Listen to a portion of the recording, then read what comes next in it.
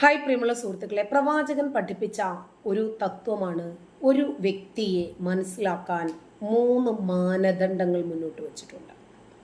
അതിലൊന്നാണ് അവരുമായി സാമ്പത്തിക ഇടപാടുകൾ നടത്തണം. വാങ്ങിക്കുമ്പോൾ ഉള്ള സ്വഭാവമായിരിക്കില്ല തിരിച്ചു ചോദിക്കുമ്പോൾ. തിരിച്ചു ചോദിക്കാൻ പാടില്ല, ചോദിച്ചാലോ ഉടനെ കൊടുക്കുകയും ചെയ്യണം. കൊടുത്ത് പെട്ടുപോയ ആളുകളെയൊക്കെ നമുക്കറിയാം. ഞാൻ ഒരുപാട് പെട്ടുപോയിട്ടുള്ള ആളാണ്. പഠിക്കത്തില്ല, ഇനിയും നാളെയും ഞാൻ അത് തന്നെ ചെയ്യും കേട്ടോ. വേറെ കാരണം അങ്ങനെയൊന്നും പെട്ടെന്ന് മനസ്സിലാക്കുന്ന ആളല്ല ഞാൻ. തന്നെയുമല്ല, ഒരാളുടെ ആവശ്യം നമ്മളും അതുപോലെയൊക്കെ ഒരുപാട് ബുദ്ധിമുട്ടുകളിലൂടെ പല സന്ദർഭങ്ങളിലും കടന്നു പോകാറുണ്ട്. അപ്പോൾ നമ്മളെയും ഒക്കെ പിടിച്ചു നിർത്തുന്നത് പല ആളുകളുമാണ്. അതുകൊണ്ട് സൗഹൃദങ്ങൾ ഉണ്ടാകട്ടെ എന്ന് തന്നെ ചിന്തിക്കുന്ന ആളാണ് ഞാൻ. പക്ഷേ അവരത് മുതലെടുക്കും. എന്നാലോചിച്ച് നോക്കിക്കോ, നമുക്ക് ഏറ്റവും കൂടുതൽ ശത്രുക്കൾ ഉണ്ടായത് ഒരു പക്ഷേ പണമിടപാട് കാരണമായിരിക്കും. ഇവരുടെ കഷ്ടപ്പാടും ബുദ്ധിമുട്ടും ഒക്കെ കാണുമ്പോഴത്തേക്കിനും നമ്മുടെ അടുത്ത് കൊടുക്കുകയും ചെയ്യും. തിരിച്ചു ചോദിക്കുമ്പോഴത്തേക്കിനും വൻ ശത്രുവായിട്ട് മാറുകയും ചെയ്യും. ഞാൻ കണ്ടിട്ടോ കേട്ടിട്ടോ പോലും ഇല്ലാത്ത ആളുകൾക്ക് വരെ പൈസ കൊടുത്തിട്ടുണ്ട്. ചോദിക്കുക ചിലപ്പോൾ ഉണ്ടാകത്തില്ല, എവിടെന്നെങ്കിലുമൊക്കെ അഡ്ജസ്റ്റ് ചെയ്ത് ആരുടെയെങ്കിലും കയ്യിൽ നിന്ന് കടം വാങ്ങിച്ചൊക്കെ ആയിട്ട് അവരുടെ ആവശ്യങ്ങളൊന്ന് സാധിച്ചു കൊടുക്കും. പക്ഷേ അവർ പിന്നീട് നമ്മളെ ചതിക്കും, പറ്റിക്കും. സാരമില്ല, അവർക്ക് വേറെ ഏതെങ്കിലും ഒരു രൂപത്തിൽ ഒരു പണി അവർക്ക് മനസ്സിലാകാതിരിക്കത്തില്ല എന്നാണ് ഞാൻ മനസ്സിലാക്കുന്നതൊക്കെ. അപ്പോൾ പണമിടപാടുകൾ നടത്തണം. രണ്ടാമതായിട്ട് അവരുമായി ഒരുമിച്ചൊരു യാത്ര ചെയ്യണം. പണം എങ്ങനെയാണ് പണം അവർ ചെലവഴിക്കുന്നത്, നമ്മളെ എങ്ങനെയാണ് അവർ യൂസ്ഫുൾ ആക്കുന്നത്, അതുപോലെ യാത്രയിലായിരിക്കുമ്പോഴാണ് ശരിയായിട്ട് അവരുടെ സ്വഭാവമൊക്കെ നമുക്ക് കുറച്ച് സമയം ഇൻവെസ്റ്റ് ചെയ്യുമ്പോൾ മനസ്സിലാവും. മൂന്നാമതായിട്ട് തെറ്റണം. തമ്മിൽ തെറ്റിക്കഴിഞ്ഞാൽ കൃത്യമായിട്ട് അവരുടെ തനി നിറം രംഗത്ത് വരും.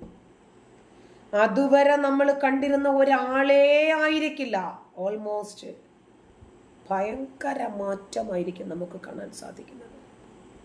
ഇപ്പോൾ ഇസ്ലാം മതത്തെ ഇപ്പം ഞാൻ വിമർശിക്കുന്നുണ്ട്, ഇത് എൻ്റെയും കൂടി മതമാണല്ലോ. പക്ഷേ എൻ്റെ മതം മാത്രം വിമർശനങ്ങൾക്ക് അതീതമാണ് എന്ന് പറയുന്ന ആളുകളുണ്ട്. ഇവര് എന്നെയൊക്കെ പ്രതിരോധിക്കാൻ ഇവരെപ്പോഴും മുൻപന്തിയിലുണ്ടാകും, ഒരുമിച്ച് നിൽക്കും. എങ്ങനെയാണെന്നറിയാമോ? നമ്മുടെ മുഖ്യ ശത്രു ഇസ്ലാമിനെ വിമർശിക്കുന്നവരാണ്. അവരെയാണ് നമ്മൾ ഒതുക്കേണ്ടത്. ഈ സാഹചര്യത്തിൽ നമ്മൾ പരസ്പരം തല്ലി നിൽക്കരുത്. നമ്മൾ തമ്മിൽ മറുപടി പറഞ്ഞ് വഷളാക്കരുത്. അവർക്ക് നമ്മളെ അടിക്കാൻ ഒരു വടി നമ്മളായിട്ട് വെട്ടിക്കൊടുക്കരുത്. പകരം നമ്മളെല്ലാവരും ഒരുമിച്ച് അവരെ പ്രതിരോധിക്കണം. അങ്ങനെയാണ് മുസ്ലിം ഐക്യ സംഘമൊക്കെ ഉണ്ടാകുന്നത്. എം എം അക്ബറിന്റെ നേതൃത്വത്തിൽ. കാരണം എം എം അക്ബർ എത്രയെന്ന് പറഞ്ഞാൽ മറുപടി പറയും, എത്രയെന്ന് പറഞ്ഞാൽ സംവാദത്തിന് മുഖം പോയി എല്ലായിടത്തും ആഴക്കടലിൽ മുക്കിക്കൊല്ലുവാണല്ലോ. അതുകൊണ്ട് രക്ഷയില്ലാതെ വരുമ്പോൾ അവര് ഒരു മുസ്ലിം ഐക്യ സമ്മേളനം, ഒരു സംഘടന ഉണ്ടാക്കി. അവർക്ക് കീലേരി അച്ചുവാകണ്ടേ? അങ്ങനെ അവരൊരു സംഘടന രൂപീകരിക്കുകയും അതിനകത്ത് ഇവര് യുക്തിവാദികൾക്ക് നിരന്തരം മറുപടി പറഞ്ഞ് രംഗത്ത് വരികയും ചെയ്തു. എന്നിട്ട് നമ്മുടെ പുലിയാർ കാസിമൊക്കെ ഉണ്ട്. അപ്പൊ ഇവരൊക്കെ പറയുന്നത് നമുക്ക് എത്രയും പെട്ടെന്ന് പ്രതിരോധിക്കേണ്ടത് ഇസ്ലാം മതത്തിനെ എതിർത്ത് നിൽക്കുന്ന ആളുകളെയാണ്. അവരെ എതിർത്ത് തോൽപ്പിക്കണം ആശയപരമായിട്ട്. ഇനി ആയുധം എടുക്കേണ്ടി വന്നാലും കുഴപ്പമില്ലാത്ത ക്ലബ് ഹൗസുകളിൽ ഇവരൊക്കെ തന്നെ പറഞ്ഞിട്ടുണ്ട് കേട്ടോ. അതൊന്നും നമുക്കൊരു വിഷമമല്ല. നമ്മളൊക്കെ പ്രതീക്ഷിച്ച് തന്നെയാണ് ഈ മേഖലയിലേക്ക് ഇറങ്ങിയിരിക്കുന്നത്. മുൾക്കിരീടമാണ് തലയിലിരിക്കുന്നത്. അത് ദിവസങ്ങൾ ചെല്ലുന്തോറും വിഷയങ്ങൾ അധികരിക്കുന്തോറും ആഴത്തിലിറങ്ങി തലയിൽ മുറിവുണ്ടാക്കും, രക്തം വമിപ്പിക്കും, ഭീഷണി ഉണ്ടാകും, കുടുംബത്തിൽ അസ്വസ്ഥതകൾ ഉണ്ടാകും. ഇതൊക്കെ പ്രതീക്ഷിച്ച് തന്നെയാണ് ഈ നാടിനെ ഈ മതം എന്താണ് എന്ന് പഠിപ്പിച്ചു കൊടുക്കുക എന്ന ഉദ്യമത്തിന് വേണ്ടി ഇറങ്ങി തിരിച്ചിരിക്കുന്നത്. സംശയമില്ല, വച്ചക്കാലം മുന്നോട്ട് തന്നെ. എന്തായിരുന്നാലും പരവതാനി വിരിച്ച മേഖലയല്ല ഇത് എന്നറിയാം. നിങ്ങളാരും പൂക്കളിട്ട് ഞങ്ങളെ സ്വീകരിക്കില്ല എന്നും വ്യക്തമായിട്ടും അറിയാം. എനിക്കറിയാം എൻ്റെ കാര്യം. എന്നിട്ട് തന്നെയാണ് ഇറങ്ങിയിരിക്കുന്നത്. ഇപ്പോൾ ഇവര് തമ്മിൽ തെറ്റിയിരിക്കുന്നു. അപ്പോഴാണ് ശരിയായ ഇവരുടെ സ്വഭാവം പുറത്ത് പറഞ്ഞ് രംഗത്ത് വരുന്നത്. നോക്കിക്കോ.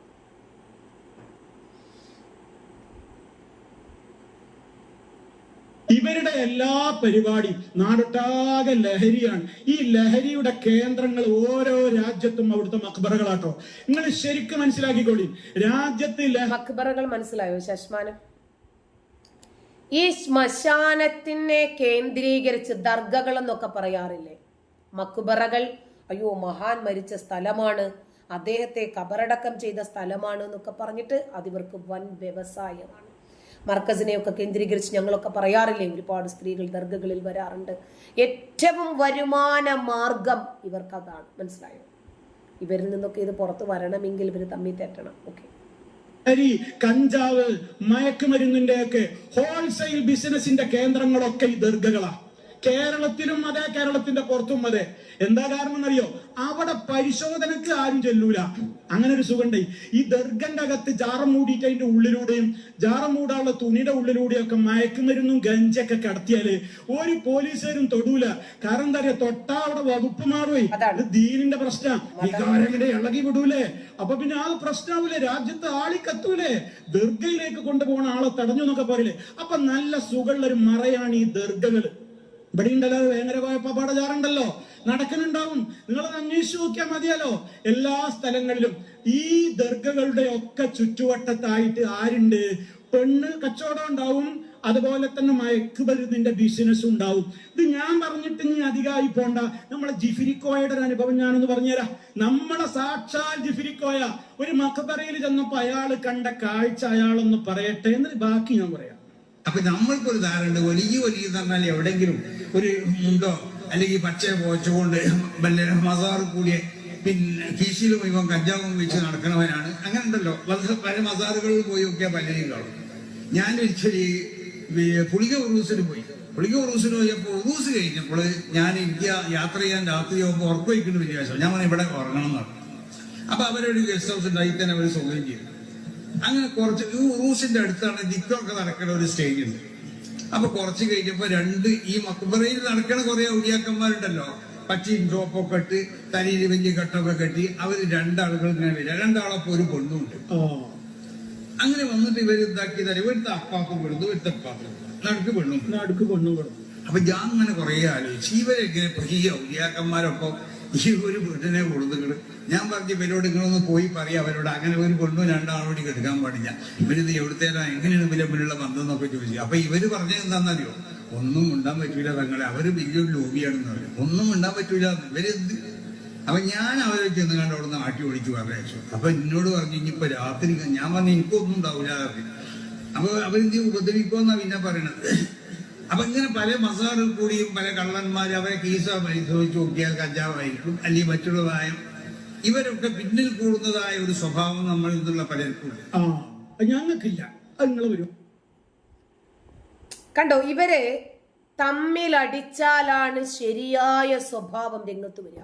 ഒരാള് മരിക്കണം, അതും ഇവർക്ക് വ്യവസായമാക്കി മാറ്റി. നമുക്കറിയാം ഇനിയും എത്രയെല്ലാം മഹാന്മാരുടെ മക്ബറകളും ദർഗകളും ഇനിയും ഈ കേരളക്കരയിൽ പൊങ്ങാനുണ്ട് എന്ന് കണ്ടു തന്നെ അറിയേണ്ടി വരും. കാരണം 1400 കൊല്ലങ്ങൾക്ക് മുമ്പ് മരിച്ചുപോയ പ്രവാചകന്റെ മുടി എന്ന് പറഞ്ഞ് ഇവിടെ കൊണ്ടുവന്ന് പണപ്പിരിവ് നടത്തി വിദേശ രാജ്യങ്ങളിൽ നിന്ന് പണം പിരിച്ചെടുത്ത് കൊണ്ടുവന്ന് ആളുകളെ തട്ടിച്ചും വെട്ടിച്ചും മർക്കസ് നോളജ് സിറ്റിയൊക്കെ ഉണ്ടാക്കി കോടികളുടെ അസറ്റ് ഉണ്ടാക്കിയിട്ടിരിക്കുന്ന വിഭാഗം ഇതൊരു ബിസിനസ് ആക്കി കൊണ്ടു നടക്കുകയാണ്.